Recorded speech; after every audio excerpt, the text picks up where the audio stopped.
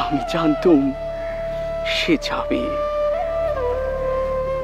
আমার বেটি দেখিয়েছিল, আর ওই বেটি যখন একবার নিয়ম করে ফেলেছে যাবার সময়ের নিয়ম, তখন তা বদল হবার নয় গো, বদল হবার নয়।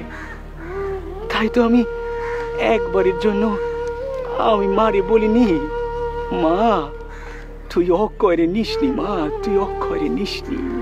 ঠাকুর, আপনার মা তো আপনার কথা শোনেন। একবার যদি মায়ের কাছে গিয়ে আপনি। না গো, না না গো কাপ্তেন সাহেব, তুমি আমার ওই খোদার উপরে খোদগিরি করতে বলোনি। হ্যাঁ, আমি হাড় মাংসের তুচ্ছ মনীষী, আমার সামনে তুই ওই অন্যায় আবদার করনি।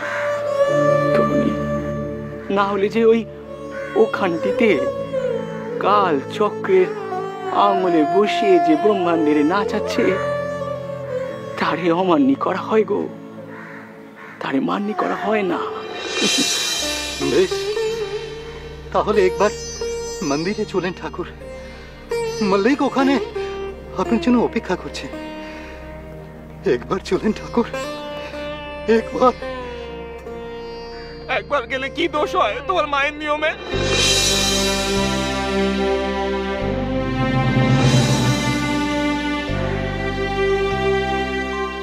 তোমরা এখন যাও গো, তোমরা এখন যাও।